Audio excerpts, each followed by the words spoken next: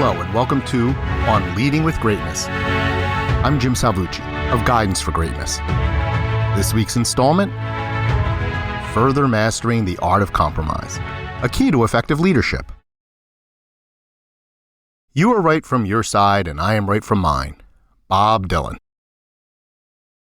I must confess that my most recent post, which delved into the dark side of compromise, was difficult for me to write. It compelled me to dip into some of my past, which can sting. I do that a lot, though. The real challenge was crafting a clear, complete, and convincing argument. That's the fun part, but I admit that in that piece, I may have fallen short of my goal. The gist of my argument centered on compromise and how, while constructive compromise is vital to effective leadership, one should never compromise their core values for personal gain or a little protection. A perceptive reader reached out to raise a valid point. Peter, in his eloquent and polite manner, highlighted a caveat that I hadn't addressed. He pointed out that some individuals may insist that the entire team stand on and fight for, as he put it, the high moral ground of zero compromise. This moral ground is their particular truth that they steadfastly refuse to yield regardless of any arguments or evidence to the contrary. In fact, to these zealots, merely hazarding counter-arguments and evidence is deplorable. Peter has witnessed this scenario, and I certainly have too. These individuals perceive anyone with any other perspective or opinion, be it boss or peer, as inferior and lacking integrity. Peter is right. Such self-appointed moral standard bearers deserve addressing. So let's do that. Here's a quick rule of thumb, though, to kick things off. You don't get to own a truth that you then impose on others. That's called bullying.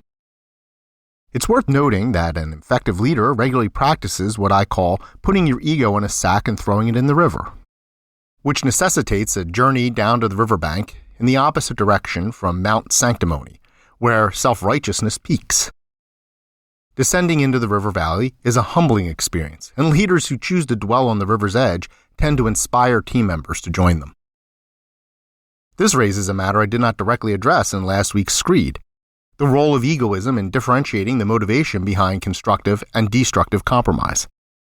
Addressing it now requires reviewing some truths as I see them.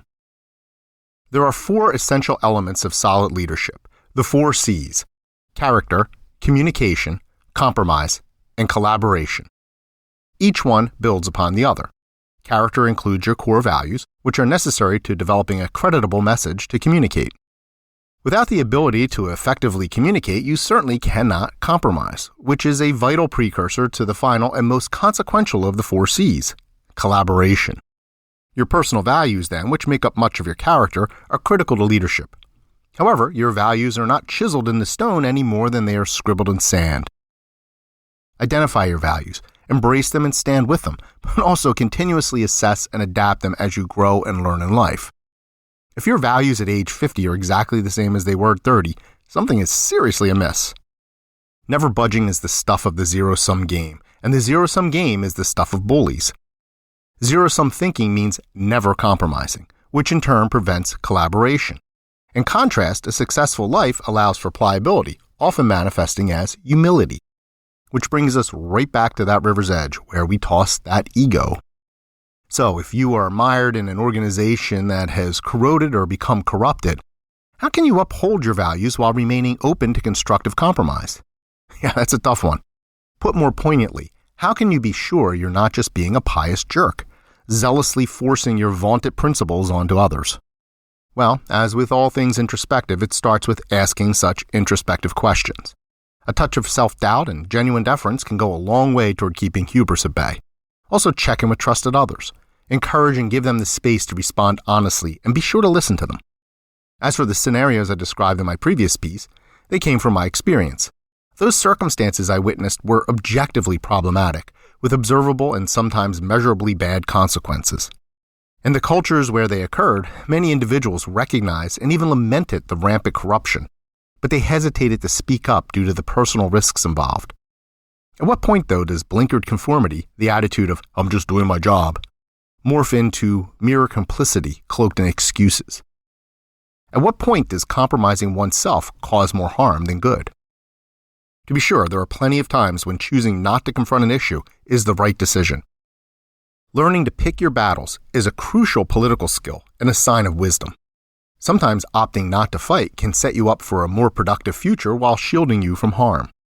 On the other hand, if every hill you choose to defend is one you are willing to die on, you'd best dial your self-righteousness back quite a bit.